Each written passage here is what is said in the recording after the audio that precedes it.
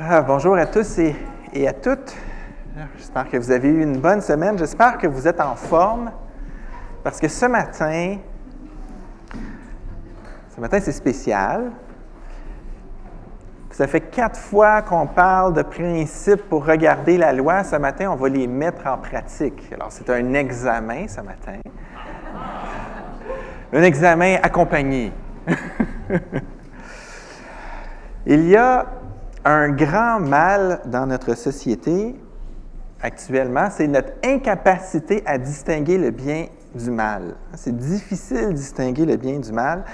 Et Ésaïe a prophétisé « Malheur à ceux qui appellent le mal bien et le bien mal, qui changent les ténèbres en lumière et la lumière en ténèbres, qui changent l'amertume en douceur et la douceur en amertume. » J'ai hâte de prêcher ce texte-là avec vous. Il y a beaucoup de choses compactées là-dedans, mais mon point ici, c'est qu'à cause de ça, aujourd'hui, à cause de notre incapacité à distinguer le bien du mal, il y a toutes sortes d'abominations dans notre monde, comme celle-ci.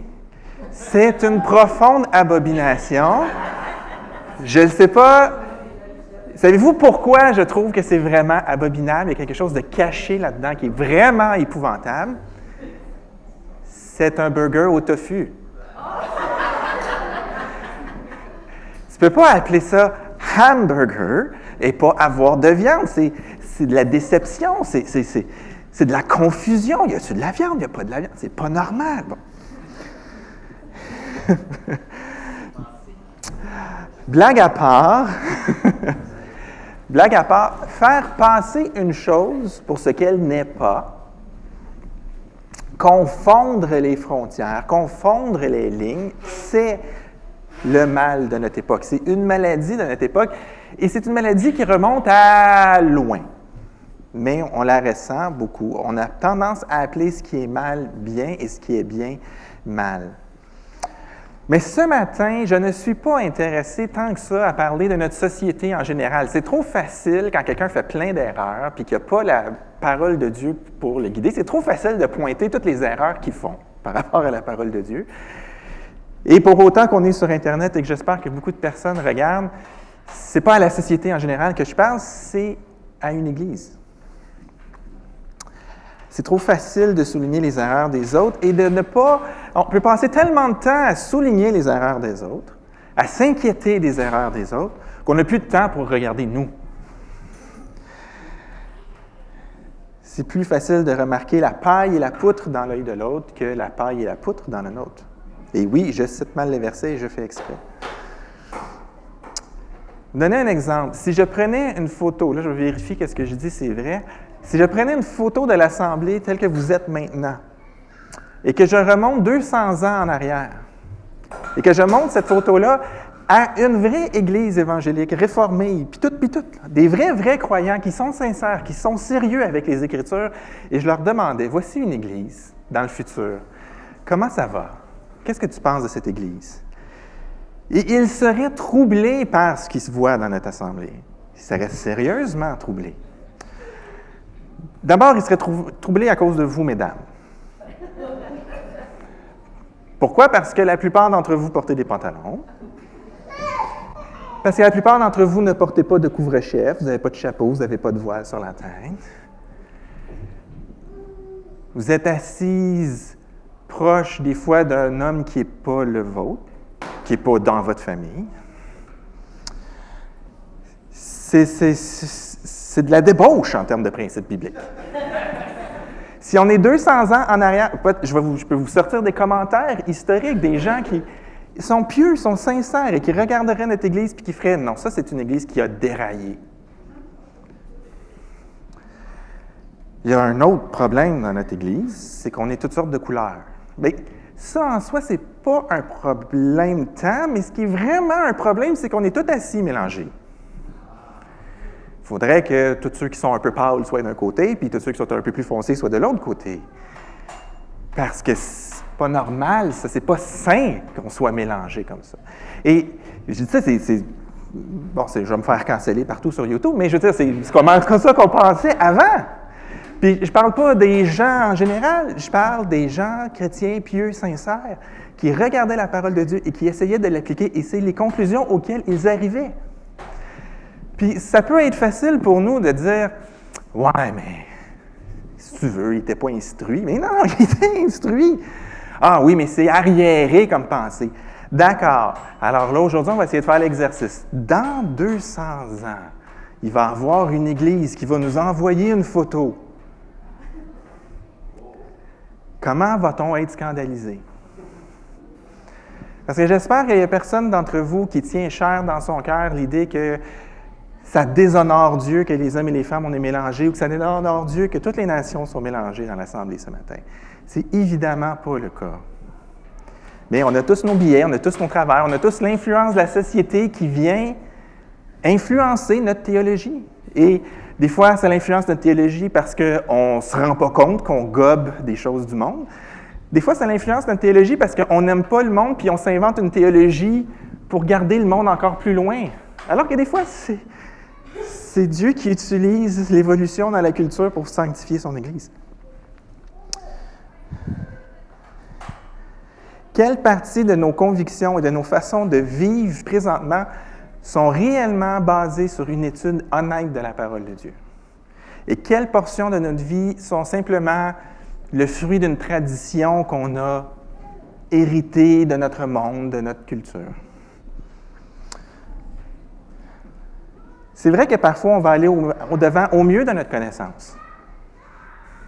On va aller de l'avant au mieux de notre connaissance. Moi, j'ai étudié le racisme dans la théologie, puis j'étais vraiment fâché après mes frères et sœurs du passé, jusqu'à temps que Dieu me dise « Oui, mais toi aussi, tu en as des angles morts, puis tu sais pas c'est quoi, puis il y a quelqu'un comme toi dans 200 ans qui va être fâché après toi. » Puis je fais comme « OK, Seigneur, montre-moi. Je vais être ouvert quand je regarde ta parole. » C'est sûr que pour quelqu'un comme moi qui enseigne la parole de Dieu, il y a un aspect dramatique si je dis n'importe quoi, mais même nous, chacun d'entre nous, lorsqu'on partage notre foi, qu'on partage nos convictions aux gens autour de nous, pourquoi on a ces convictions-là? C'est une vraie question. Et si la façon qui vous vient en tête quand quelqu'un vous dit « Pourquoi tu crois ça? » Votre réponse est de dire « C'est naturel, c'est évident, l'inverse est honteux », c'est le temps de vous mordre le dent de la joue, serrer, puis de vous taire. Si vous avez l'impression que votre façon de vivre, c'est ce qui est évidemment naturel, puis que c'est ça que vous avez le goût de communiquer à l'autre personne en face de vous, c'est le temps de se mordre le dent de la joue. Aujourd'hui, comme croyants, on a accès à beaucoup d'informations. On a la parole de Dieu et on a toute une histoire de croyants qui ont vécu, qui ont essayé de l'interpréter honnêtement, puis qui ont fait toutes sortes d'erreurs, qu'aujourd'hui, on comprend que c'est des erreurs et on comprend pourquoi ils ont fait ces erreurs-là. Donc, on a aujourd'hui beaucoup d'informations pour réfléchir. Mais là, on va être dans Lévitique ce matin. On va être au tout début. Il n'y en a pas d'informations, ou à peu près pas d'informations disponibles. Et Dieu est en train de donner sa loi à son peuple pour les instruire. Et dans l'Ancien Testament, quand Dieu donne sa loi, il demande premièrement aux gens qu'ils discernent les choses. Il va donner, quand ça ressemble à ça, fais telle chose. Quand ça ressemble à ça, fais telle autre chose. Tel genre d'affaires, il ne faut pas faire ça. Il demande d'observer et de discerner. Mais Dieu a une exigence de plus. Il veut que les Israélites méditent la loi. Il donne plein de règles qui ne sont pas complètes. La loi de Dieu n'est pas complète dans le sens où elle ne couvre pas tout ce qui pourrait être couvert. Et là, les Israélites sont appelés à méditer. OK, Dieu a donné tel genre de commandement, dans telle circonstance. Maintenant, j'ai une nouvelle circonstance. Comment je dois l'appliquer? La loi, comment je l'applique à ça? Il demande les gens, ils doivent réfléchir. On va regarder les animaux purs et impurs ce matin. Il leur dit quoi manger, quoi pas manger. Et quotidiennement, ils sont obligés de discerner. Quotidiennement, ils devraient méditer sur qu'est-ce qu'ils sont en train de faire. Et Dieu fait ça afin qu'ils comprennent qui ils sont à ses yeux et qu'est-ce que Dieu attend d'eux. Parce qu'ultimement, la loi demande qu'on discerne, demande qu'on médite pour qu'on se conforme à l'image de Dieu. Qu'on se conforme à l'image que Dieu attend de nous. C'est ça l'objectif de Dieu lorsqu'il donne la loi. Vous allez être un peuple saint, car je suis saint. Et là, je vous donne des instructions qui sont incomplètes dans le sens, elles ne sont pas exhaustives. Alors, vous êtes obligé d'observer, de discerner, de méditer pour pouvoir agir comme moi j'agis, pour pouvoir comprendre comment moi je vous vois. On va regarder Lévitique 11, puis on va aller faire un petit tour dans le Nouveau Testament pour nous aider. On va voir que Dieu appelle ses enfants à discerner ce qui est saint et à s'y conformer quotidiennement. Je devrais avoir tout mis le début entre parenthèses. C'est comme si Dieu appelle ses enfants à discerner ce qui est saint et à s'y conformer. Il appelle ses enfants à faire cela quotidiennement. On devrait toujours être en train de méditer les choses que Dieu nous demande, en train d'essayer de discerner où est-ce que Dieu est en train d'agir, pourquoi il nous demande ces choses-là. Ce n'est pas la seule partie de la loi, Lévitique 11, qui fait ça. Mais c'est une des lois qui nous embête un peu comme chrétiens aujourd'hui, fait qu'on va s'y frotter un peu. On a des bons indices dans le Nouveau Testament, comment comprendre ce texte-là maintenant, donc c'est utile de faire ça. Alors le plan ressemble à ceci ce matin. Qu'est-ce qu'on mange? C'est quoi l'espèce de tension qu'il y a dans le Nouveau Testament par rapport à la nourriture, par rapport à la loi? Quand on arrive dans le Nouveau Testament, il y a comme il y a une petite tension qui apparaît et on va, comme d'habitude, prendre le temps de réfléchir à la sagesse de Dieu pour nous. Qu'est-ce qu'on mange? Qu'est-ce qu'on mange était une des marques caractéristiques d'Israël. Israël, il y avait quelque chose de bien spécial par rapport aux autres nations. Il y avait le sabbat, c'était bien étrange. Il était monothéiste, ça aussi, c'était bien étrange. Il croyait qu'il y avait juste un Dieu. C'est pas juste qu'il n'avait choisi un, il croyait qu'il y en avait juste un. Ça, c'est bien étrange pour les autres. Mais misère qui sont stressés sur la bouffe. Les Juifs, voyons, on est dans un pays où les ressources sont limitées, puis tu dédaignes genre le 3/4 de ce que tu peux manger. C'est compliqué, vos affaires. Ils étaient reconnus, il y a des traces dans la littérature des autres peuples autour que c'est lourd. C'est lourd leur affaire de bouffe. C'est compliqué, leur nourriture. Oui, maintenant, ça n'a plus de prise sur les croyants, pour les chrétiens, la loi, l'aspect de la nourriture, mais on va essayer de voir pourquoi Dieu nous a laissé ça encore. Dans Lévitique 11, Dieu nous donne une série d'instructions. Qu'est-ce qui est possible de manger ou non? On ne va pas regarder tout le chapitre en détail.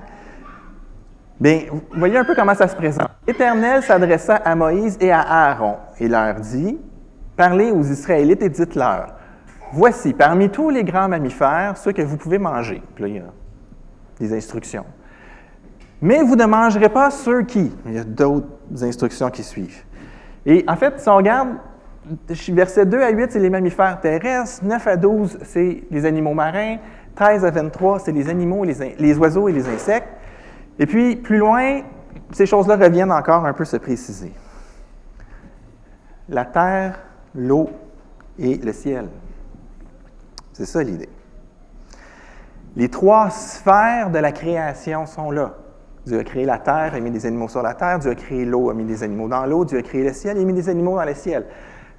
La loi donne des principes pour tout ce que Dieu a créé en général. Et dans chacune des sphères, il y a des choses qu'on peut manger et il y a des choses qu'on ne peut pas manger. OK. Et les termes sont forts. Hein? C'est pas « Ah, ça tu peux, ça tu peux pas ». C'est « Ça tu peux, ça tu l'as en abomination ». C'est comme un sentiment négatif. Hein? Ça, tu vas l'avoir en abomination. Ça, vraiment non.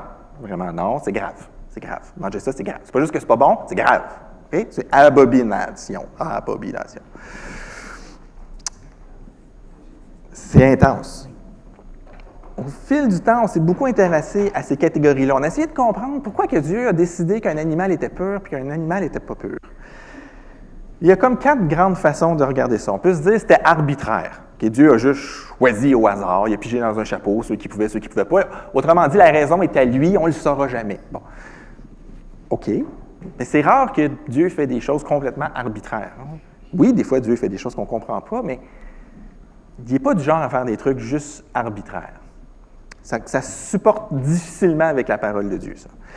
Il y a des gens qui ont pensé à l'hygiène. Ah, faire cuire du porc, c'est difficile, il faut bien faire cuire à cette époque-là, sinon tu tombais malade. Oui, mais non.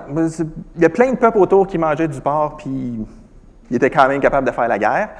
Et l'hygiène n'explique pas toute la liste. Elle explique certains animaux, peut-être, mais pas toute la liste. Il y a l'idée que c'était culturel dans le sens de religieux, au sens où les autres nations utilisaient ces animaux-là pour faire des choses pas correctes, donc on demandait à Israël de s'en débarrasser. Ça se défend, mais encore là, ça n'explique pas toute la liste. Alors, qu'est-ce qui reste? C'est de dire que c'est symbolique.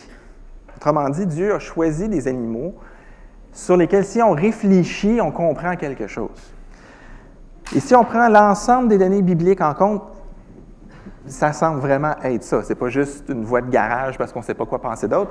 Ça semble être vraiment ce que Dieu a fait. Mais là, quand on dit que les choses sont symboliques, ceux qui ont fait le cours d'herméneutique avec moi, vous savez qu'à ce moment-là, tout peut arriver. Hein? À partir du moment où on décide qu'il y a des symboles, on dirait tous imaginer nos symboles, mais heureusement, il y a des bons textes, il y a des bons garde-fous à même la parole pour nous enligner. Fait que je vais vous partager ça ce matin.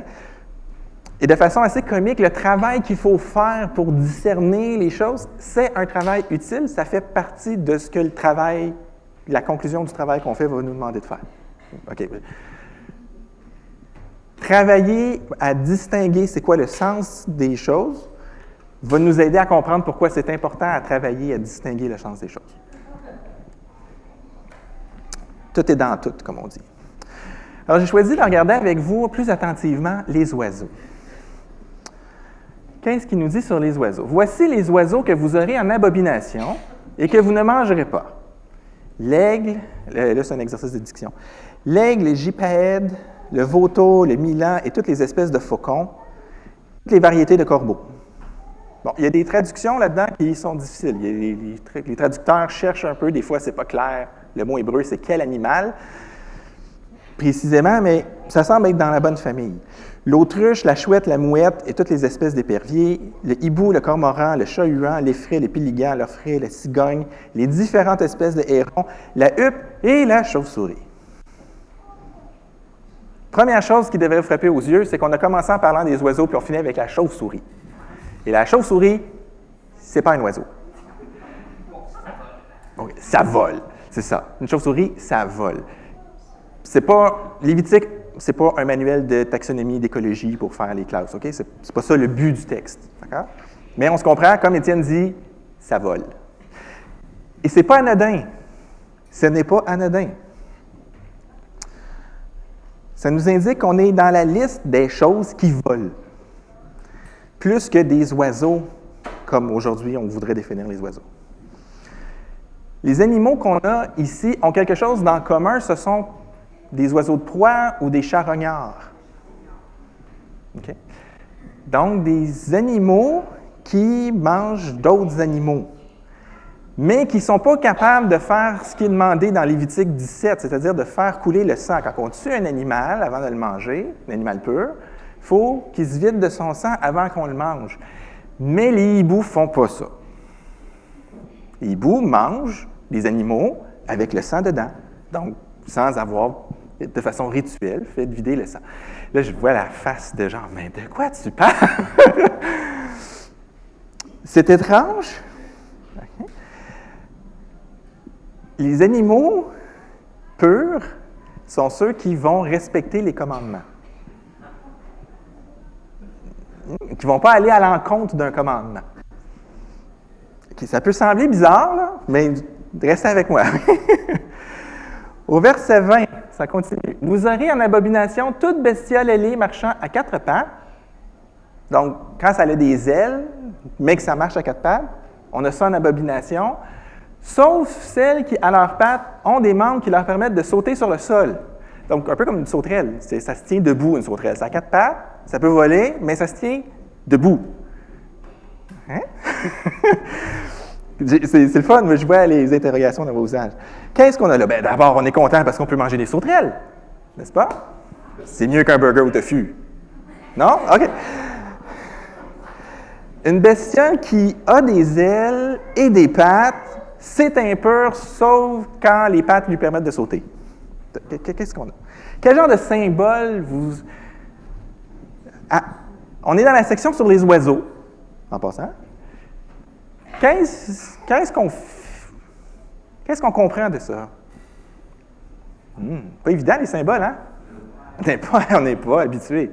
On n'est pas habitué en pensant en symboles. On a vu les trois sphères, la terre, le ciel, l'eau. Et il y a des animaux dans chacune de ces sphères-là. Un oiseau, si je demande à un oiseau, à un enfant, dessine-moi un oiseau, ça a des ailes, ça a deux pattes. Hein? Un oiseau, ça marche sur deux pattes, puis ça a ses ailes. Ici, on a des bestioles qui ont des ailes, mais qui ont quatre pattes. Quatre pattes, ça, c'est les mammifères qui ont quatre pattes. C'est ceux de la terre. Là, ils ont comme l'air d'être entre deux. C'est flou, c'est confus. C'est comme cet animal-là, on ne sait pas, il appartient-tu à la sphère du ciel ou il appartient à la sphère de la terre? OK, on a ça en abomination. C'est pas clair, on a ça en abomination. Tandis que la super sauterelle, qui est vraiment délicieuse avec du miel, selon Jean-Baptiste, elle est capable de marcher sur deux pattes. Donc, elle a de l'air d'un oiseau.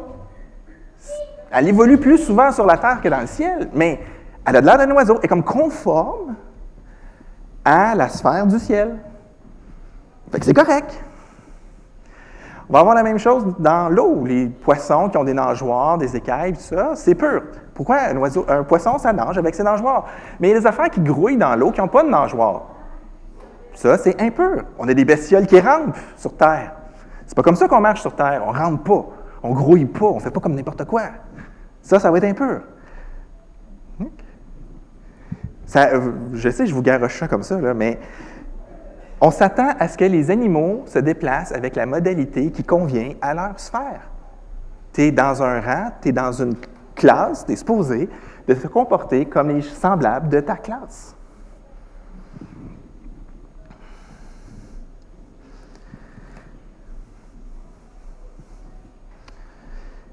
Ça peut nous sembler étrange, mais quand on lit la suite au verset 31, les bêtes qui grouillent sur le sol vont être impures pour vous. Quiconque les touchera quand elles sont mortes sera en état d'impureté jusqu'au soir. Tout objet sur lequel tombera une de ces bêtes mortes sera impur, qu'il s'agisse d'un ustensile en bois, d'un vêtement, d'une peau, d'un sac. Bref, tout objet destiné à un usage quelconque sera passé à l'eau et restera impur jusqu'au soir, puis redeviendra pur. Ici, grouiller, c'est vraiment comme ramper à le sol, la vermine, les souris, les rats, toutes les patentes qui... Pas clair, on ne sait pas où ça s'en va, ça fait désordre. Okay? Mais ce que je veux qu'on remarque surtout ici, c'est que l'impureté, dans ce texte-là, c'est contagieux. Et là, ça commence à nous expliquer un peu pourquoi pourquoi c'est aussi important de distinguer puis de commencer à méditer sur ces autres catégories-là. Je sais que ça fait beaucoup, un matin, je vous ai garroché dans la vision du monde du Proche-Orient ancien avec le sens des classes, puis on est plus ou moins habitués, mais eux, c'était leur quotidien de discerner ces choses-là. Les animaux impurs sont impurs pour la consommation, mais ils ne sont pas impurs en eux-mêmes. Mais quand ils deviennent morts, là, c'est un vrai problème. Le but, ce n'est pas d'exterminer. Vous remarquez, hein? Quand Dieu appelle des choses abominables dans la parole, en général, il demande l'extermination de ces choses-là. Mais ici, il n'y a aucune question de partir à la chasse à tout ce qui a des ailes puis qui marche à quatre pattes. Ils ne sont pas appelés à éradiquer ce mal-là. Ils sont appelés à s'en tenir loin.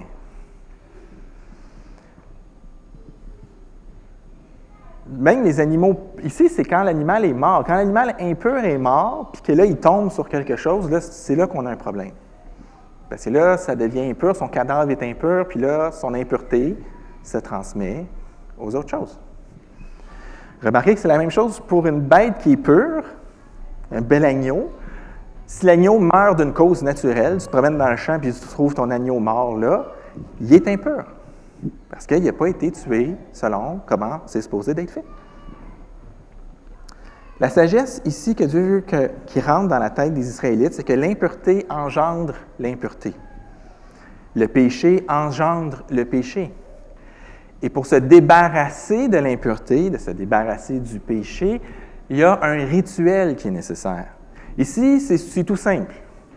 Tu laves le truc, tu attends jusqu'au soir, le matin, tout est oublié. Il y a, par contre, des fois, des choses qui étaient en terre cuite, il fallait les briser. S'il y avait une bébite qui tombait dans une cruche en terre cuite, il fallait briser la cruche. Il y a toutes sortes de... On n'a pas le temps de tout explorer, c'est vraiment riche, la symbolique de toutes ces choses-là. Mais ce qui est important pour nous ce matin, c'est de se dire, il y a une impureté qui est transmise, et ça va prendre un rituel, ça va prendre une action pour que la pureté revienne. Et ici, c'est le plus simple. Si vous continuez à lire de 12 à 17 dans Lévitique, vous allez voir qu'il y a d'autres niveaux d'impureté qui requièrent des rituels plus sophistiqués, plus compliqués, plus coûteux. Des fois, le prêtre est obligé d'être impliqué dans le processus. Donc, il y a comme une gradation dans les impuretés. Il y a une gradation dans leur gravité ou dans à quel point c'est tenace. Et on doit réfléchir à ces choses-là pour essayer de comprendre qu'est-ce que Dieu est en train d'essayer de nous dire. N'oubliez pas que pour être en présence de Dieu, il faut être rituellement pur. Tu ne peux pas aller rencontrer Dieu, tu ne peux pas aller participer au culte si tu es rituellement impur. Alors, si tu te promènes dans ton champ, puis ton agneau est mort à terre, puis tu ne sais pas pourquoi, là, tu vas prendre sa carcasse, puis tu vas aller t'en occuper, puis tu vas être rituellement impur jusqu'au soir. Si c'était la fête de je ne sais pas quoi, tu ne peux pas y aller. Parce que l'impureté se communique. Pour garder sa sainteté, il faut éviter de se contaminer de toutes sortes de façons.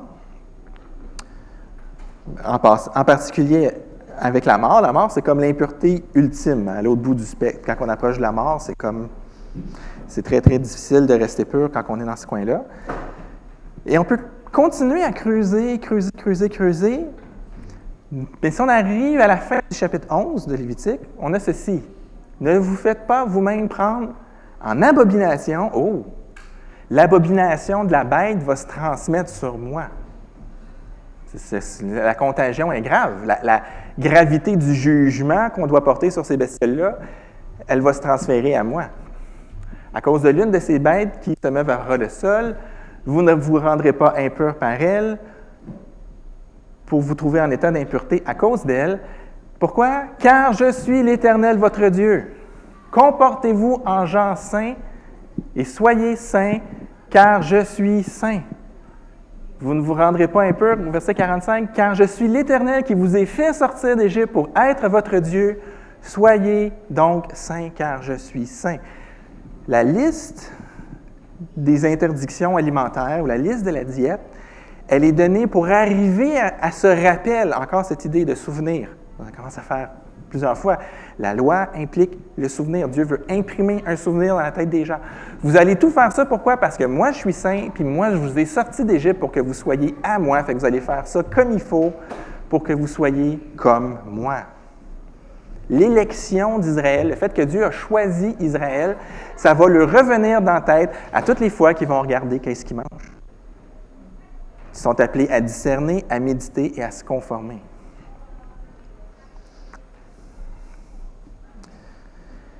Ces règles sont là pour marquer qu'Israël est différente des autres nations. Et ça a marché. Si on se fie à ce que les autres nations disent par rapport à Israël, ils ont saisi ça. Deutéronome 14, qui répète la même liste d'instructions, plus ou moins, commence par ça. Commence par dire « Je suis saint, je vous ai choisi, vous m'appartenez, et donc vous allez ne pas... Attendez. Vous n'allez pas vous faire d'incision sur le corps, vous n'allez pas vous faire de tonsure sur le front, et vous allez faire attention à ce que vous mangez. » La distinction des autres nations passait par les règles alimentaires parce que les Israélites devaient comprendre ce qu'ils faisaient.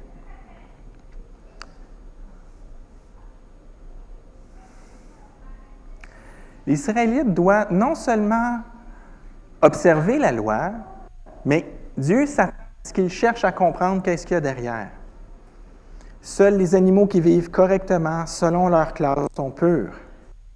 Que simplement donner les animaux ou à offrir en sacrifice ou pas, Dieu imprime la nécessité d'être convenable, la nécessité de se comporter correctement pour être pur, pour être saint, pour pouvoir faire partie de son peuple. Pas manger de cet animal-là parce que comment il se comporte? Si je me comporte comme lui, je ne pourrais pas faire partie du peuple de Dieu. La confusion n'est jamais bonne dans la parole de Dieu. Il y a une certaine ironie parce que c'est Dieu qui a créé tous ces animaux-là. Ce n'est pas Satan qui a créé la chouette.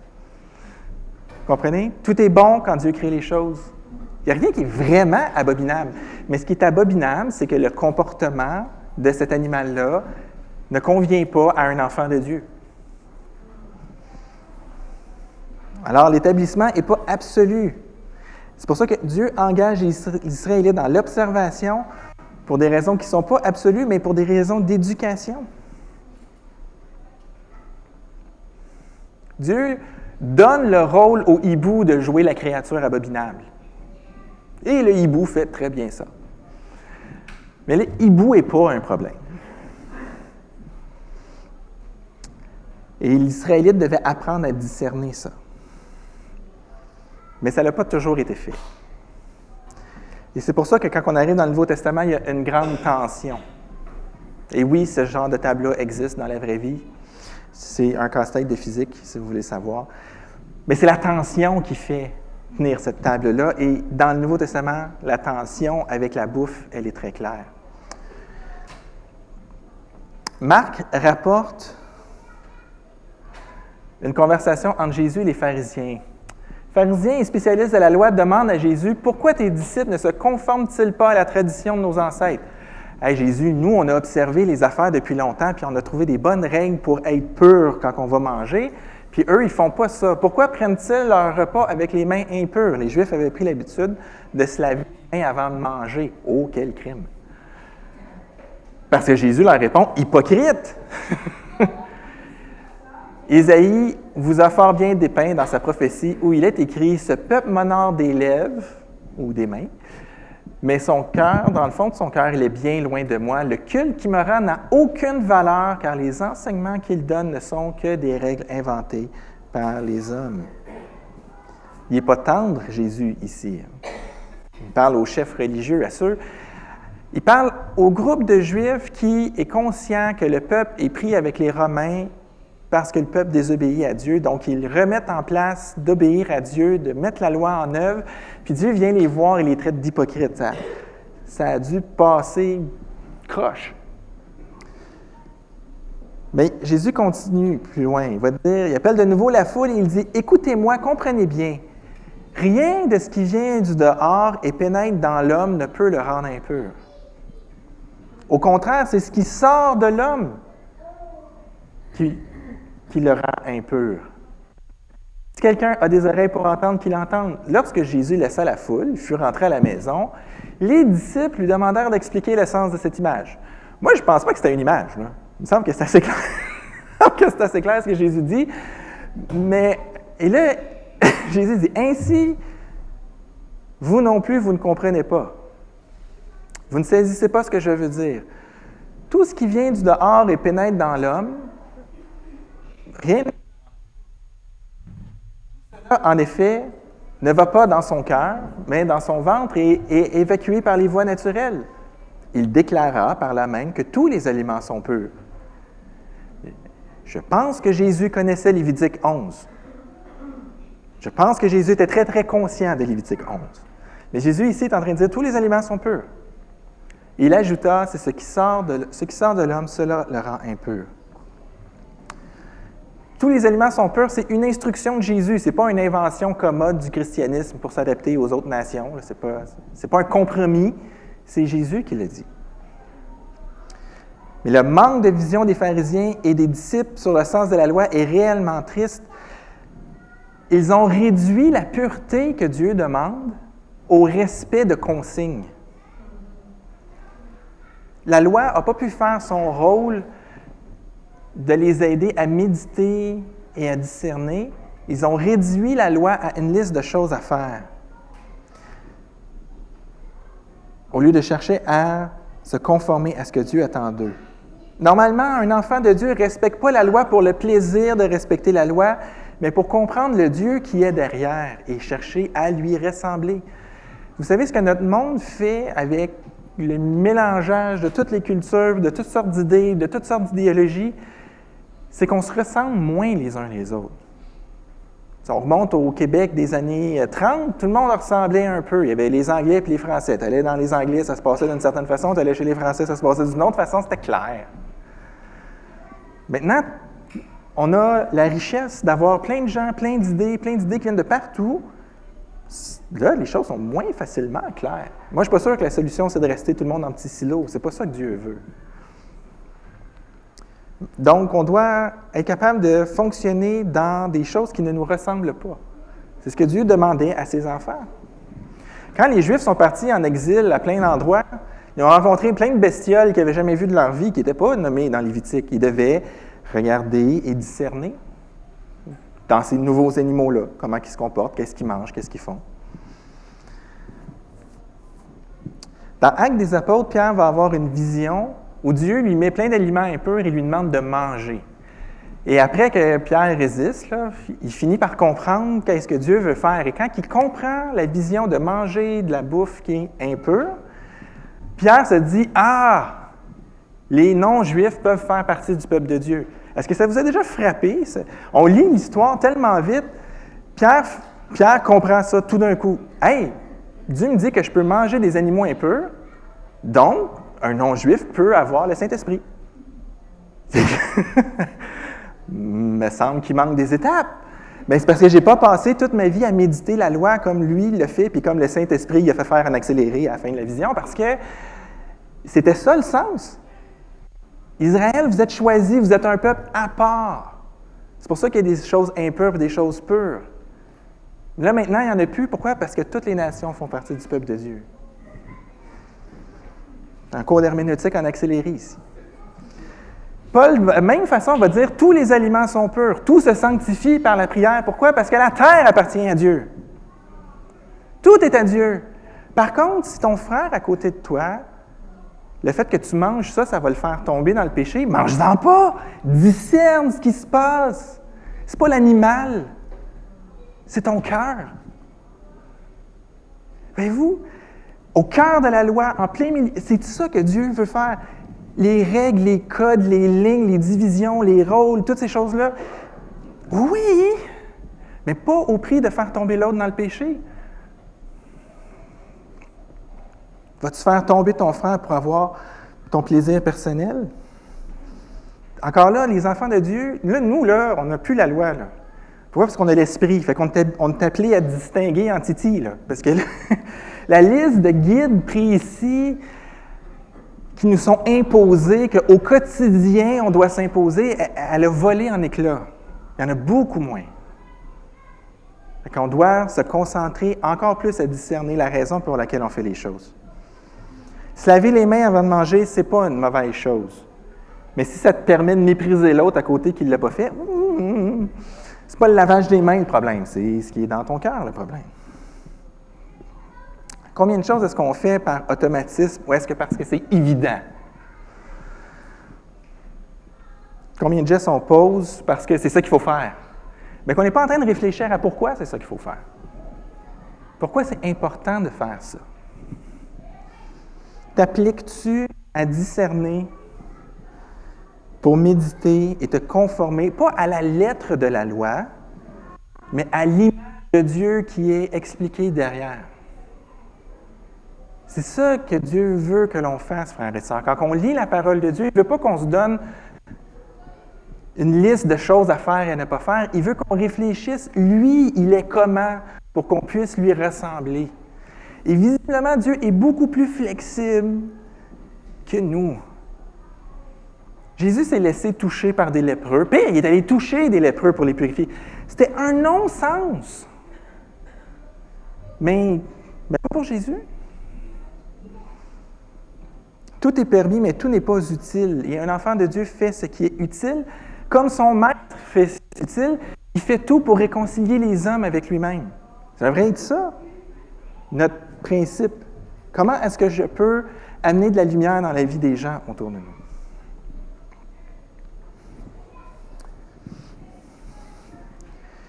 Qu'est-ce qu'on retient pour nous aujourd'hui? Il y a l'élection, qui est importante dans ce texte-là. On a été choisi de Dieu pour lui appartenir. Et Dieu s'attend à ce que ses enfants se concentrent à discerner ce qui est bien et ce qui est mal. À l'époque, Dieu a utilisé la symbolique de leur vie quotidienne. Aujourd'hui, Dieu agit autrement. Le temps des images et des symboles est presque terminé. J'insiste sur dire presque parce qu'il ne faut pas vivre comme si Jésus était déjà revenu. On a encore des rôles. Dieu souhaite que les hommes et les femmes, on accepte de vivre nos rôles correctement. Pourquoi? Parce qu'on est encore en train d'annoncer quelque chose qui s'en vient. Un jour, ces rôles-là vont être finis. Mais ce sont des rôles. Et comme le hibou avait un rôle d'être abominable, même si le hibou n'était pas abominable, on a des rôles qui ne viennent pas changer notre valeur. On a tendance à faire ça des fois. Mais un symbole comme le mariage a son importance. Surtout dans nos assemblées. La façon dont on vit notre mariage a une importance parce qu'on est en train d'annoncer quelque chose. On est en train de représenter quelque chose. Avez-vous déjà pensé à ça?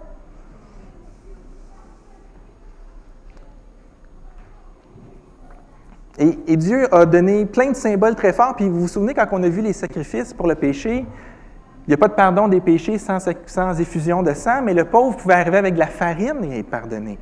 Hein, Dieu, il donne des symboles, mais ce n'est pas le symbole pour le symbole, puis vit ou meurt. Là. Dieu aime les hommes, il veut aller chercher les hommes. C'est après ça qu'il court. Il veut faire de nous des adorateurs en esprit et en vérité. Et là, avec les animaux purs et impurs, là, j'ai comme ouvert la porte à l'éthique chrétienne. On pourrait en parler pendant toute une vie. C'est compliqué, l'éthique chrétienne, parce que ça fonctionne aussi avec nos sociétés. Quel message on envoie aux gens autour de nous? Il y a des choses qui peuvent être correctes dans une nation de faire, puis qui ne sont pas correctes de faire dans une autre nation parce qu'on envoie le mauvais message. Parce que les gens dans ce peuple-là qui vont nous regarder vont comprendre les mauvaises choses. Donc, on devrait changer notre façon de vivre pour qu'ils comprennent la bonne affaire.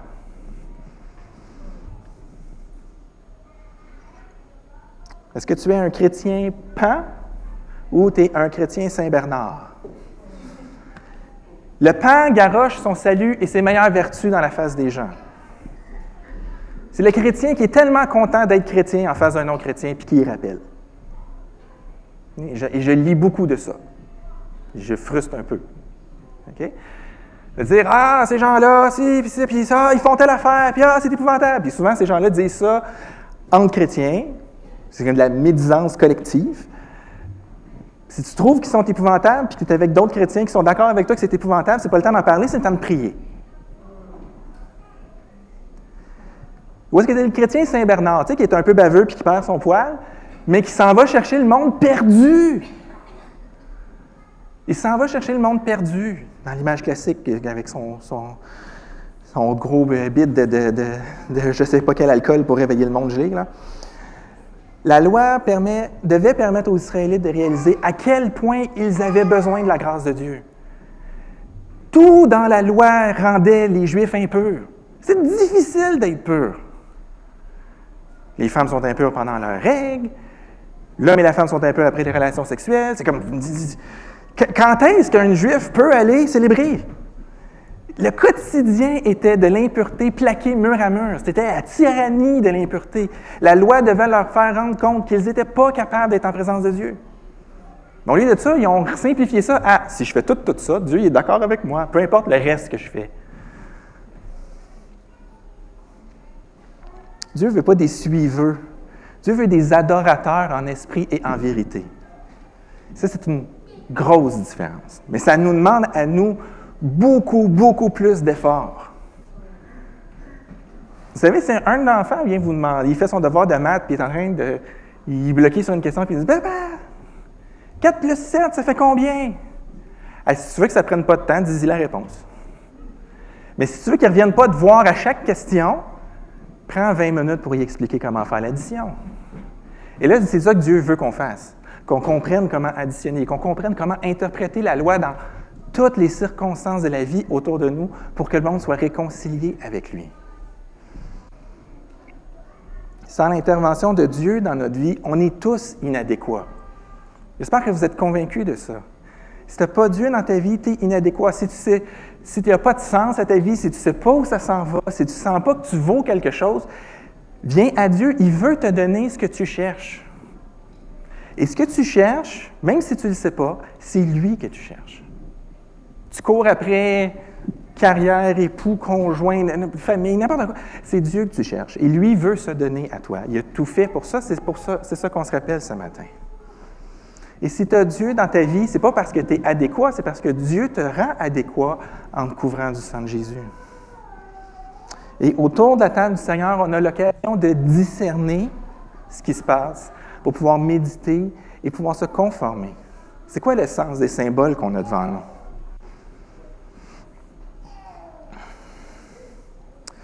Je veux dire à ce point-ci au revoir aux gens qui sont à la maison, que le Seigneur vous bénisse abondamment. Et nous ici, on va prendre la table du Seigneur ensemble. Donc, au revoir.